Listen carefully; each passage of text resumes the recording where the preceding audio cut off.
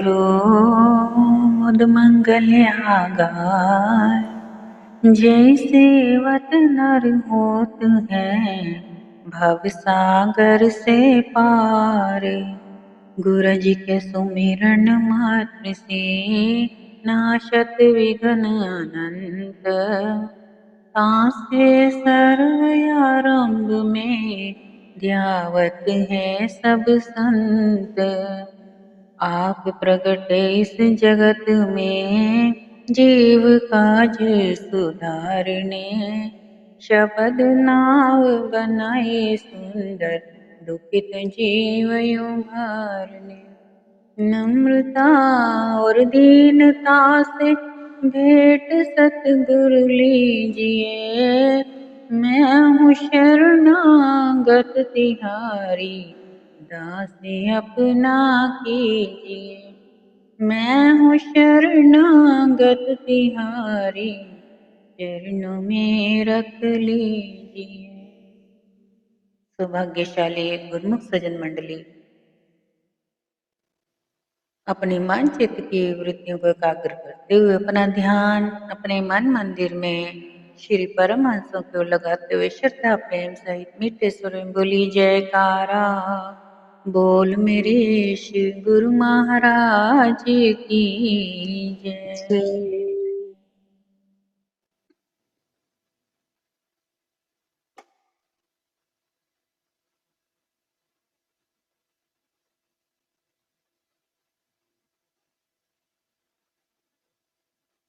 गुरुमुखों, आप सभी गुरुमुखों को इस दासन दासी की श्रद्धा प्रेम भरी जय सच्चिदानंद जी।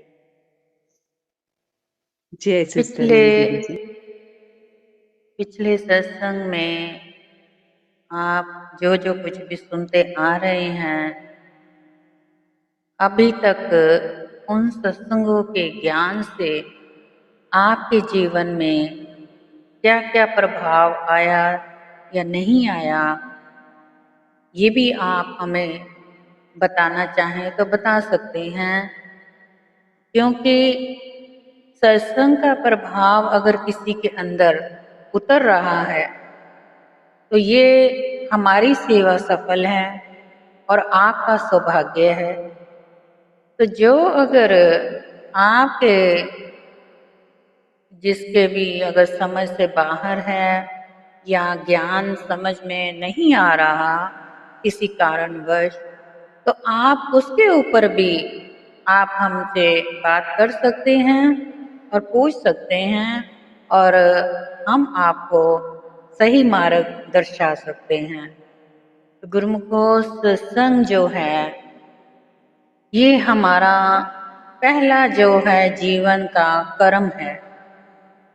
हमारे जीवन के जितने भी सुख दुख, खुशी गम, अच्छा बुरा, जैसा भी समा है या फिर अच्छे बुरे रिश्ते नाते अपने पराए, ये सब कुछ हमारे कर्मों के आधार पर है। और हम जैसा रोज कर्म का बीज बोते हैं उसी प्रकार का हमारा कर्म जो है फलीभूत होता है।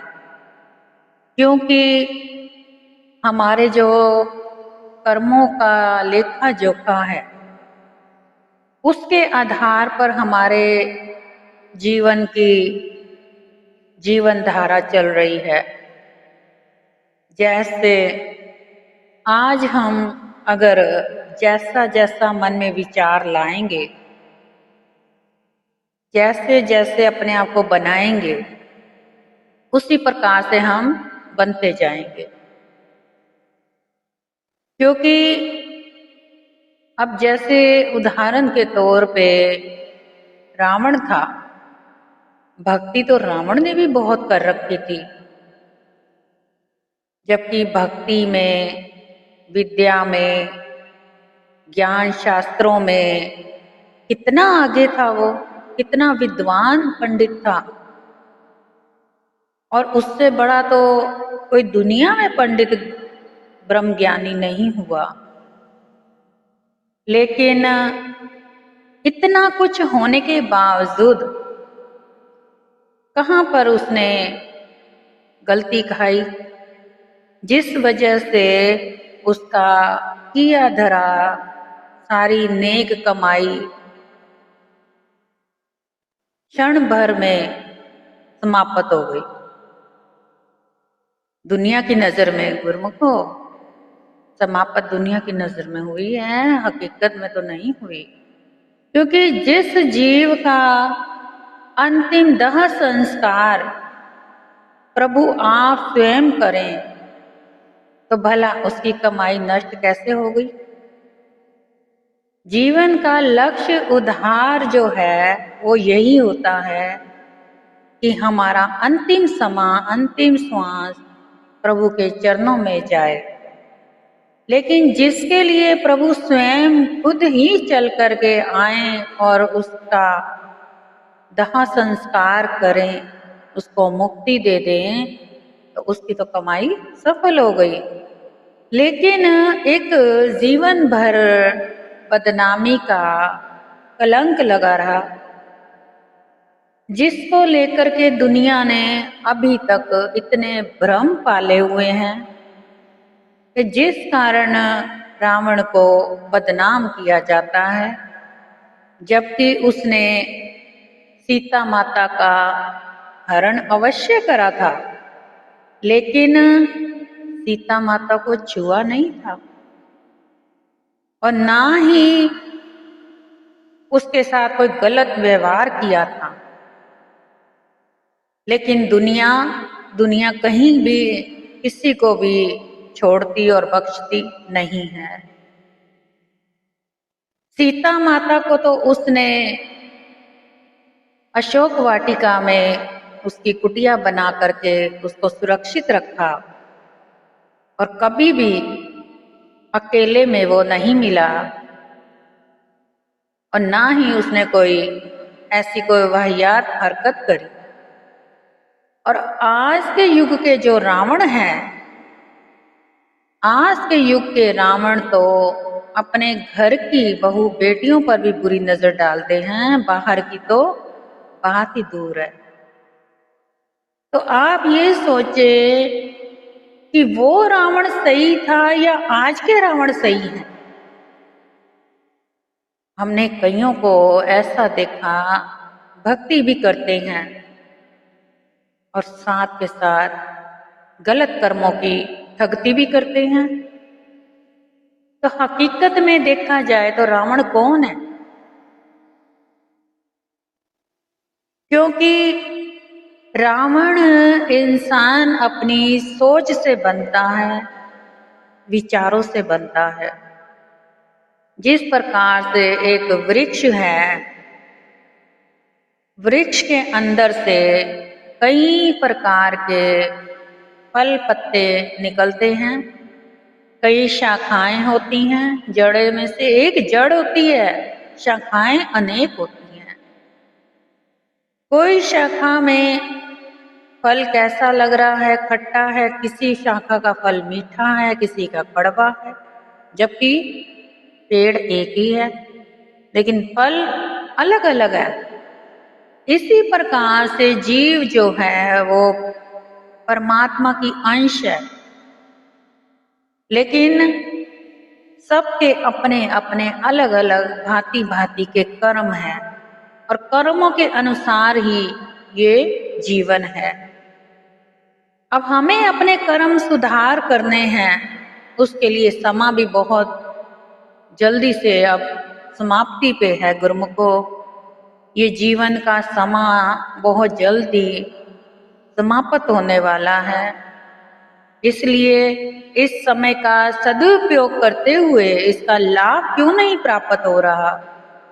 जितना जल्दी हो सके, चलो मानो आपको मुक्ति नहीं चाहिए ना सही, कम से कम जीवन तो सुधार लिया जाए। क्योंकि इस जीवन का जो इतना बोझा कर्मों का ढो रहे हैं, अगर इस जन्म में नहीं सुधारा, इसके बाद फिर अगला जन्म होना है, फिर वापस वही कर्मों का बोझ ढोना है। तो इसलिए ये जन्म मिला है कर्मों को काटने के लिए ही मिला है। क्योंकि जब तक से हम साथ संगत नहीं करते, सत्संग में नहीं जुड़ते, सत्संग के वचनों को अमल में नहीं लाते, तब तक हम अपने कर्मों का सुधार कर ही नहीं सकते। एक एक सत्संग के वाक्य जो होते हैं, अगर उस पे गौर किया जाए, एक एक वाक्य में गहरे राज छुपे होते हैं और हमारे कर्म कटते हैं।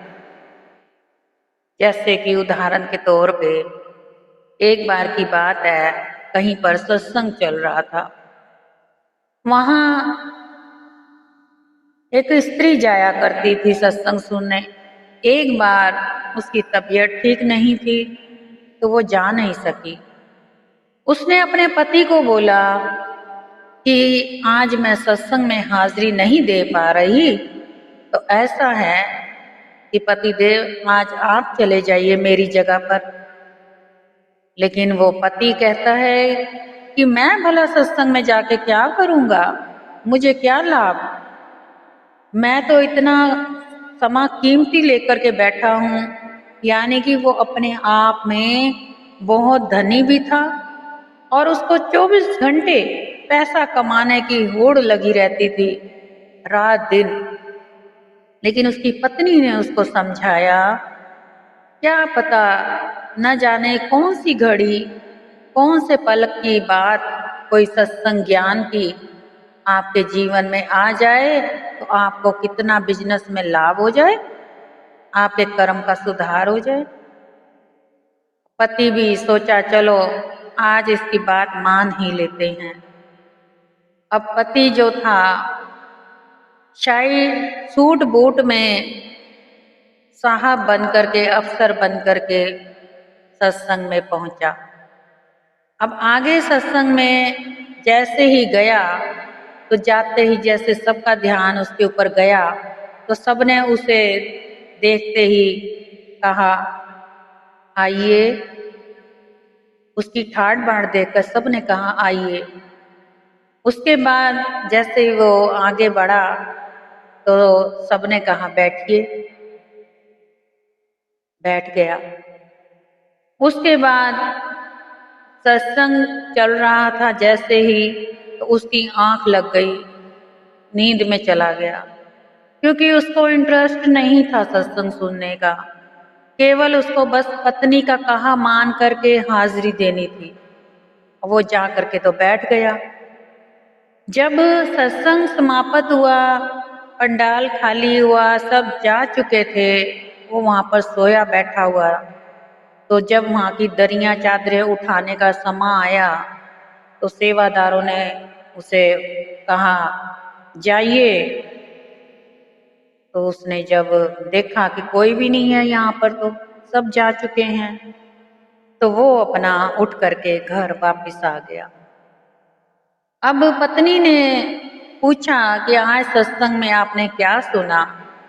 तो उसने क्या कहा कि आज सत्संग में मैंने सुना आइए, बैठिए, जाइए, ये 3 शब्द सुने। अब उसने पत्नी ने सोचा कि लगता है इसका सत्संग में ध्यान नहीं था और ये तो इसका उन्होंने स्वागत किया था आइए का और बैठाने का। लेकिन अब मैं अगर इसको कह दूंगी कि ये तूने सत्संग नहीं सुना तो कल को इसके अंदर से विश्वास भी खत्म हो जाएगा, आज गया है कल को आगे से कभी भी नहीं जा पाएगा। तो उसने कहा ठीक है, ये आपको वहां से नामदान मिला है। तो कहता है ये नामदान है? कहती हाँ, अब इसको जपते रहना। कहता ये तो सही है, ठीक है जप लूंगा, ये कौन सा मुश्किल का काम है। अब वो रात भर लेटे लेटे नाम जाप अपनी तरफ से जपने लगा, आइए बैठिए जाइए, आइए बैठिए जाइए। इतने में उसके घर में चोर घुस आए। अब जैसे ही चोर अंदर एंट्री करी उन्होंने घर के अंदर, तो उसके मुख से निकला आइए। तो चोर हैरान हो गए, उनको डर लगा कि कहीं घर के मालिक को पता तो नहीं लग गया कि हम चोरी करने आए हैं। इतने में वो जैसे ही अंदर झांकने लगे कि कोई अंदर बैठा है या कोई हमें देख रहा है, तो इतने में उसके मुंह से निकला बैठिए। तो चोर और भी भयभीत हो गए डर के मारे। तो उनको तो पक्का प्रूफ हो गया, तो ये तो कोई हमें देख रहा है, ये तो हमें मरवा देगा। तो इसलिए उन्होंने सोचा इससे अच्छा तो यहाँ से चले जाना बेहतर है। अब जैसे ही वो जाने लगे, उसके मुंह से निकला जाइए। अब चोर और भी डर गए, उन्होंने सोचा कहीं ये हमें मरवा ना दे, तो इससे अच्छा तो हम इससे माफी मांग लेते हैं, क्षमा याचना कर लेते हैं और जो कुछ भी चुराया है इसको बता देते हैं। अब चोर उसके पास गए, जाकर के सारा धन धुन जो भी लूटा लुटाया था इधर उधर का, वो सारा उस मालिक के सामने रख करके क्षमा करने लगे। कहने लगे कि हमें क्षमा कर दें, हमसे गलती हो गई, हमें पुलिस के हवाले मत करना, हमें बख्श देना। अब वो हैरान हो गया मालिक कि मैंने ऐसा कौन सा काम किया कि जो मैंने इनको कुछ कहा। मैं तो अपना नाम जप रहा था। मन ही मन में वो विचार करने लगा। अब इतने में उसने दिन चढ़ा, अपनी पत्नी को सारी बात बताई। कहने लगा ये तो जो नाम मेरे को मिला है ये तो एक ही दिन में कमाल कर गया है। चोरों ने सारी धन दौलत मेरे पैरों में रख दी और उल्टा क्षमा याचना करके चले गए। ये इतना मतलब काम, नाम इतना मतलब काम कर गया कि आज से तो मैं अब बिल्कुल नाम ऐसे ही जपता रहूंगा। तो पत्नी उसकी हंसी, कहने लगी कि ये नाम नहीं था, अभी तो आपने सच्चाई का नाम तो लिया ही नहीं, अभी तो केवल आपने वो शब्द जो उन्होंने आपके स्वागत में बोले गए थे वो शब्द दोहराए हैं, सत्संग में जाकर के जो सुने हैं उन शब्दों से इतना लाभ हुआ है। तो सोचो अगर रियल में अगर नाम जपा जाए, लिया जाए तो हमें कितना लाभ हो जाए। अभी तो आपने चंद घड़ियों का खजाना लूटा है, अगर आप सही में नाम लें तो कितने जन्मों का आप खजाना एकत्र कर सकते हैं। यानी कि एक एक श्वास की घड़ी में कई जन्मों के श्वास जुड़े हैं, कई जन्मों के कर्म जुड़े हैं और कर्मों द्वारा ही हमारा जीवन जुड़ा है। तो इसलिए जितना हो सके कर्मों पे ध्यान दे, गुरुमुखों कर्म नेक करे। बस जिस प्रकार से रावण ने जो कर्म, सब कुछ होते सोते भक्ति भी थी, ज्ञान भी था, विद्वान भी था, उसके बावजूद एक कर्म उसने ऐसा कर डाला जिस कारण उसको बदनामी का कलंक लग गया। तो इस प्रकार से कर्मों का ध्यान दे, कर्म ऐसा करें कि जिससे कि हमारा जीवन सुखी हो, जीवन के सारे दुख दर्द दूर हों, हमारा परिवार, हमारे संग सगे संबंधी भी, दोस्त बंदी सब जितने भी जुड़े हैं हमारे साथ सब सुखी हों। तो हमारे साथ जो जो जुड़ेंगे तभी सुखी होंगे अगर हम नाम से जुड़े होंगे। तो इसलिए महापुरुषों के वचन हैं, इनको अमल में लाएं, नाम सिमरण की जोत जगाएं और अपने जीवन का लाभ प्राप्त करें। बोलो जयकारा, बोल मेरे श्री गुरु महाराज की जय।